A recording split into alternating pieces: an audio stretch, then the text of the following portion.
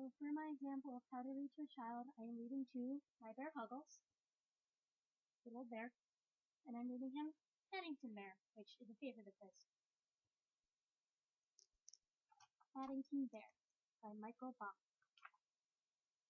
One day, Mr. and Mrs. Brown were standing in Paddington Station. They were waiting for their daughter Judy, who was coming home from school. Suddenly, Mr. Brown noticed something small and furry behind a pile of mailbags. "Look over there," he said to Mrs. Brown. "I'm sure I saw a bear." "A bear?" said Mrs. Brown. "In Paddington Station?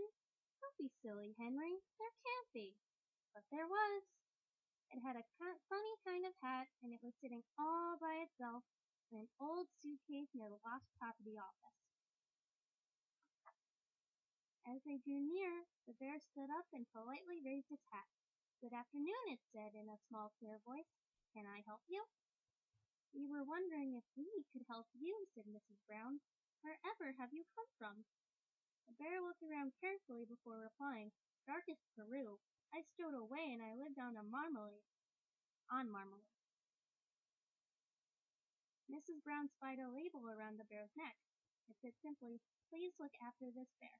Thank you." "Henry," she exclaimed, "we will have to take him home with us." "But we don't even know his name," began Mr. Brown. "We'll call him Paddington," said Mrs. Brown, "because that's where we found him." Mrs. Brown went off to look for Judy while Mr. Brown took Paddington to the restaurant for something to eat. He left Paddington sitting at a corner table near the window. He soon returned carrying 2 steaming cups of tea and a large plate piled high with desserts. After a long journey, Paddington felt so hungry and thirsty he didn't know which to do first, eat or drink. "I think I'll try both at the same time if you don't mind, Mr. Brown," he announced. And without waiting for a reply, he climbed up onto the table. Mr. Brown stared out of the window, pretending he had tea with a bear at Paddington Station every day of his life. When Mrs. Brown came into the restaurant with Judy, she threw up her hands in horror. "Henry," she said, "what are you doing to that poor bear? He's covered all over with cream and jam." At the sound of Mrs. Brown's voice, Paddington jumped so much he stepped on a patch of strawberry jam and fell over backwards into his cup of tea. "I think we'd better go before anything else happens," said Mr. Brown, and he quickly led the way out of the restaurant. Judy took Paddington's paw and squeezed it. "Come along," she said. "We'll take you home in a taxi. Then you can take a nice hot bath and meet my brother Jonathan."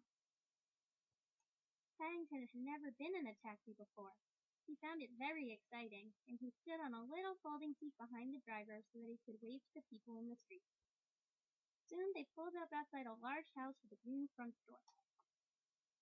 When they were inside, Judy took Paddington up to his room to unpack.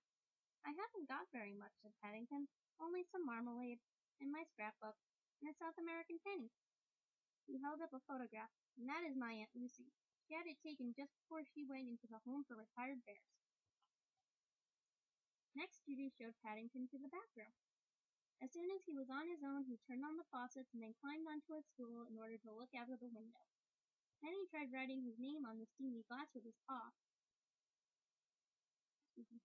It took him quite a long time, and when he looked round, he found to his surprise that the bath was so full of water it was starting to run over the side.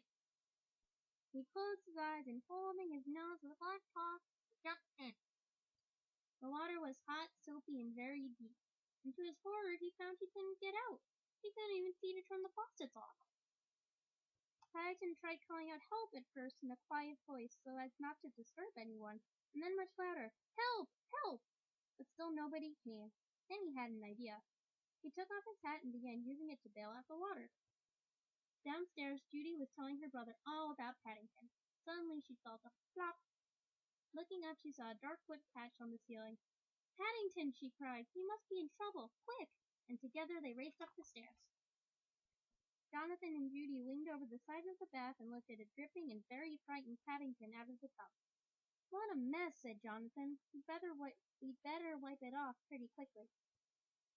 "Oh, Paddington," said Judy, "I'm so glad we found you in time. You could have drowned." Paddington sat up. "I'm glad I had my hat," he said. Later on, a beautifully clean Paddington came downstairs. Settling himself into a small armchair by the fire, he put his paws behind his head and stretched out his toes. It was nice being a bear, especially a bear called Paddington. He had a feeling that life with the Browns was going to be fun. The end. You might want to read a little slower. I know I have trouble keeping my speech slow, but hope you enjoyed.